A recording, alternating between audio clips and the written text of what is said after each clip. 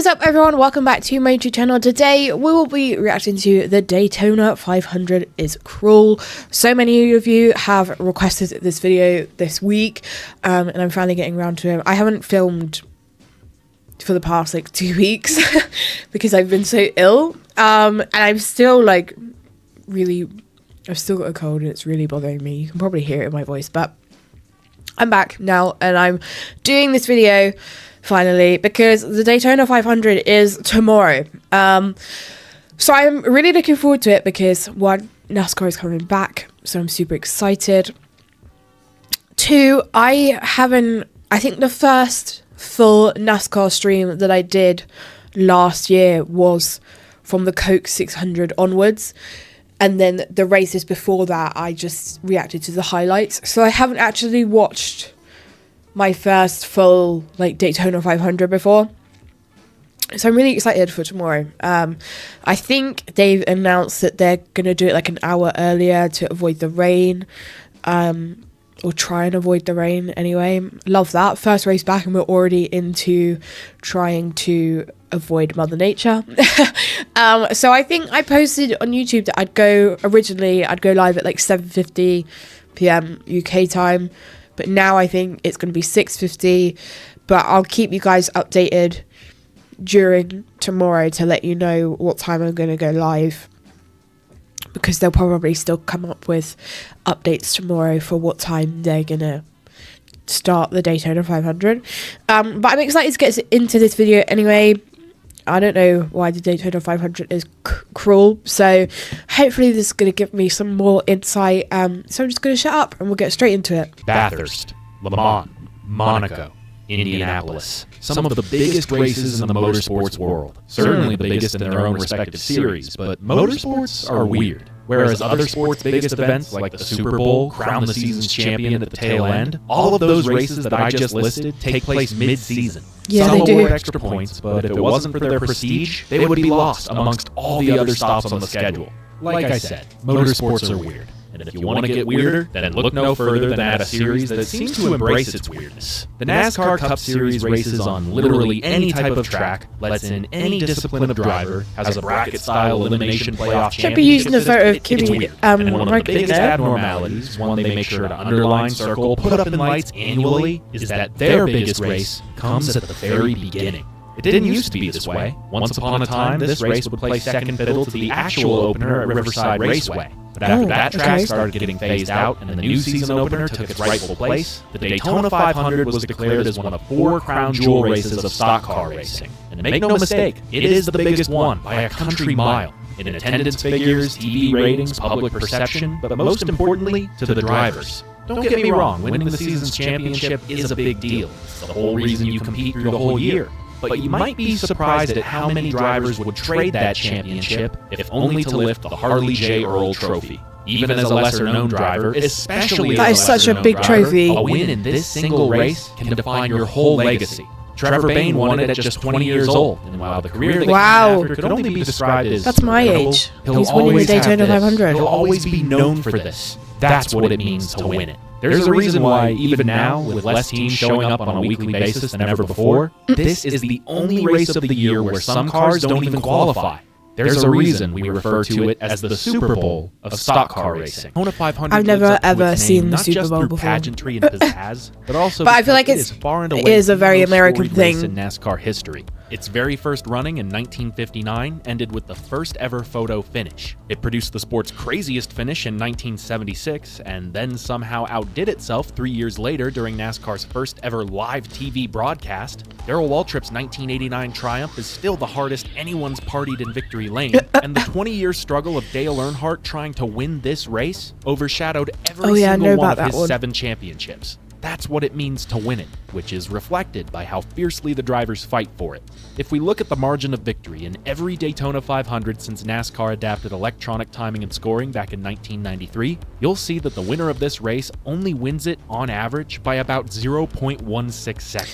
Yeah, that is the closest crazy. average margin of victory of any race on the schedule. if we ignore the other 3 plate races. By the way, the average margin of the fall Talladega race is less than 1/10 of a second. What? That is nuts. I want you to look at this. In the past 10 years, the average margin of victory in the Great American Race has been 0.134 seconds, even shorter than the overall average, but this number only accounts for 5 of the past 11 500s, because the other 6 have all ended under a caution for a wreck. In fact, this single event has had more race-ending wrecks than any other race in the same time span, which frankly sucks. Yeah, am I going to see a big one at Daytona 500? Close, explosive runs to the checkered flag. This race has there weren't many big ones explosive last season, were there? Same time span. Since I don't remember seeing a lot. This race has demolished. Are you ready for this? 168. That is well over a that third is of the crazy. cars that have been run in this race wrecking out of it. Your odds of winning it may be only about 1 in 40, but your odds of crashing out of it are only about 2 in 5, which means you are about 15 times more likely to wreck out of the Daytona 500 than you are to win it. And therein lies the cruelty of this race. You're not just fighting to make history, you're fighting to survive. I understand now. I've got one last little nugget for you to snack on. In the video there. Every Daytona 500 since still 2014, the last quarter of the race has seen the same number of cautions as the other 3 quarters, not counting rain or stage cautions. They don't exist, fuck them. This means that the last 50 laps see just as many incidents as the rest of the race, and usually end up destroying a lot more cars. So why is that? After running most of the race unscathed, why mess it up at the very end? Well, anyone who's familiar with any kind of competition knows the rubber band effect. How as the leader's gap grows and time ticks away, the pressure to perform mounts on those in chase, and usually inspires better performance. It's how the 49ers came back from 17-0 to win the 2013 NFC title game. It's how the Lions came back to win 21-0 in a 2014 game in London. It's how the Patriots came back from 28-0 to win the 2017 Super Bowl. And it's how the Vikings came back from 33-0 to mount the biggest comeback win in NFL history. And in each of those examples, I have no idea what any of that means, but sure. Was I know I got a little sidetracked, but that man forced me to watch the worst football game I've ever seen. I can dunk on him if I want. The point is that as a rubber band stretches more and more, it increases the strain that will eventually pull it right back into place. And NASCAR drivers feel it too. As the laps tick down to the 20s, then the 10s, and then to single digits, you realize something. You're probably not going to win from back here. So you get desperate. You start making riskier moves, start blocking everyone in your mirror, try to push through people instead of with people, which could work in theory if literally everyone around you wasn't trying to do the very same thing. So you've got 30 drivers, all of which would probably run over their own mother to win, trapped in a confined pack of cars, running out of time, hurtling toward a wall, and covering a football field every second. What do you get? The rubber band snaps. Yeah. There they go. And everybody.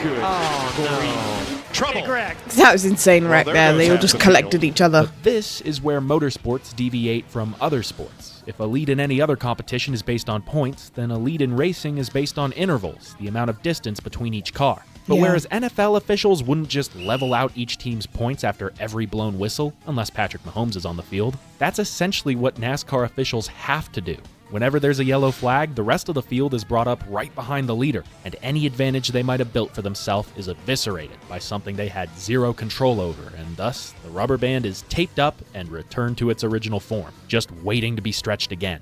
The past 7 Daytona 500s have experienced such a phenomenon, having a big wreck within the last 10 laps of each and every one, usually setting up a 2-lap dash to the finish, but you'd be surprised how quickly a rubber band held together by tape will snap again, and such has been the case for the past 5 years. 5 straight Daytona 500s that, regardless of the quality of the race as a whole, have exposed the depths of desperation drivers go through when a chance to make history lies just ahead. After a 23-car pileup took out most of the race's original I don't remember leaders, last year's because I didn't watch the full thing. Teammates Alex Bowman and William Byron, but his outside lane struggled, falling 4 cars behind the leader with just a lap and a half to go. But here's where that rubber band takes effect. The outside formed up and they began to make a run. They made it to 4th, then 3rd, then 2nd, but right as the lead was within Chastain's grasp, Byron blocked him. And once again, the band snapped. 1 lap to go, sponsored by Credit One Bank. No! That is Cindric into Chastain. It was almost crying already. And the only one he could really make. If he lifts, he gets run over. If he goes high, he gets hung out to dry. If he pushes Byron, he loses. He made the only possible choice he could. and he knew it. I can go to sleep tonight knowing that I took the white flag, making the move to win the Daytona 500. But nevertheless, his race would end Fair. getting spun off the bumper of another It wasn't a car we'll huge see wreck again though, was very it? soon. And William Not a lot of Byron, cars were under involved the there. yellow flag, would cross the line and take the win. After What another happened in late wreck, 2023? this one in NASCAR overtime, Ricky Stenhouse Jr., who Oh my God, hadn't I won a love race the in pace 6 car. years, Sorry. was P1 getting for sidetracked himself. there. He was able to establish a solid lead with 1 to go, but leads at Daytona don't last. For a moment, it seemed like he would get swallowed up by the rest of the field, but instead he held the bottom, took the push, and the rest took care of itself. Larson tried to go to Whoa. the middle. Oh, he got turned. Larson Pastrana in the fence. In probably the most anticlimactic way to end such a race, the guys racing for 7th spoiled the whole party. The commentators Ricky did not Stenhouse Jr. sound once again enthusiastic under the yellow about flag, that would cross the at line all. and take the win.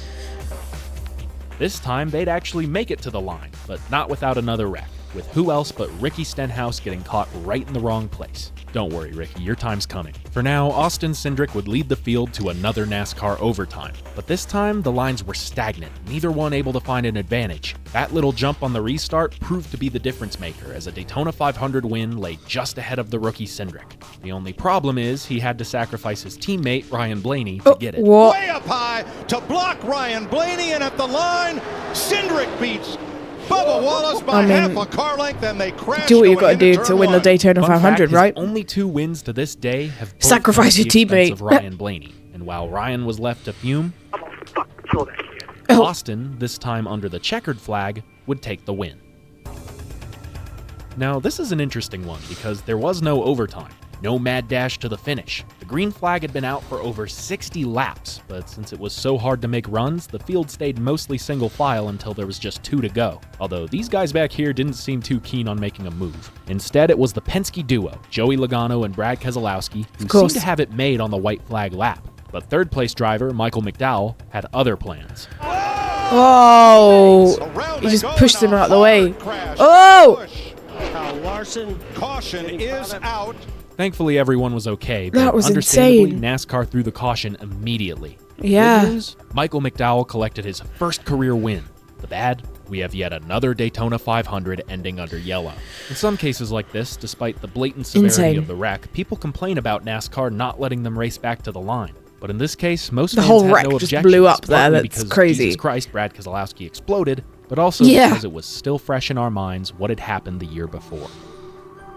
Why? What happened in 2020? Hey, guess what? There was another late wreck and another late restart in the Daytona 500. This time, it was Denny Hamlin, already a 2-time winner of this race, leading 1-time winner of this race, Ryan Newman, around to the white flag. But Newman's teammate just gave a big ol' push to fellow Ryan Blaney. And first Ryan Newman, knows it's coming. So he drops back, takes the push, and takes the lead. With less than half a lap remaining, all he has to do is block whatever semblance of a run that Blaney and Hamlin can conjure. Oh God, I'm Whether scared. they go high, whether they go low, no matter what Oh. happens in his mirror, all he has to do is block. Snap. Into the Oh. wall, into the air, goes Oh! Upside down. in a shower of sparks on his roof. Ryan Newman comes across the line. Oh my fourth. God. This was the night that NASCAR stood still. Even in the Yeah. moment, people on site and all across America couldn't look away. I got As safety chills. crews swarmed and Denny Hamlin did a rather distasteful donut in the infield, all we could do was watch and keep watching until the broadcast had to be cut with minimal word on Newman's condition. Given the setting, the situation, and the last time something like this had happened, I don't think I need to explain why everyone was so worried, but thankfully, he would be okay. Just 2 days after the crash, a video was posted of Ryan holding his daughter's hands I've seen walking that. out of the hospital. An absolute miracle. After Yeah. already enduring a vicious lick into the wall, he had to take a 2-ton, 200-mile-per-hour battering ram right to the head. The man had to endure quite possibly the goosebumps. scariest accident the sport had seen in almost 20 years. But he did what he had to do. He put everything on the line because that's what it means to win this race. So for those keeping track, that's 5 years, 5 Daytona 500s, 5 race-ending crashes. Now, this is nothing new. The spring Talladega race has experienced the same phenomenon in the same time span, but has also destroyed considerably less cars and dashed considerably less dreams in the process. Winning Talladega means a lot, but Daytona just means more. And you can see it in the drivers' faces, not the one in victory lane, but the ones on pit road, the ones burdened with anguish, frustration, betrayal, anger, Oh. and guilt. and you don't have to look far. It can be seen everywhere, from the ones who never even got a shot to the ones who couldn't have come closer. To some, it's their greatest achievement. To others, an inescapable asterisk, one that follows you no matter what the rest of your career entails. It's the race where the losers lose the most, and where sometimes not even the winner can celebrate. It truly is the most unrelenting stop on the NASCAR schedule, one that, if you don't conquer in due time, could haunt you for the rest of your life. But then again, doesn't that just make it mean more?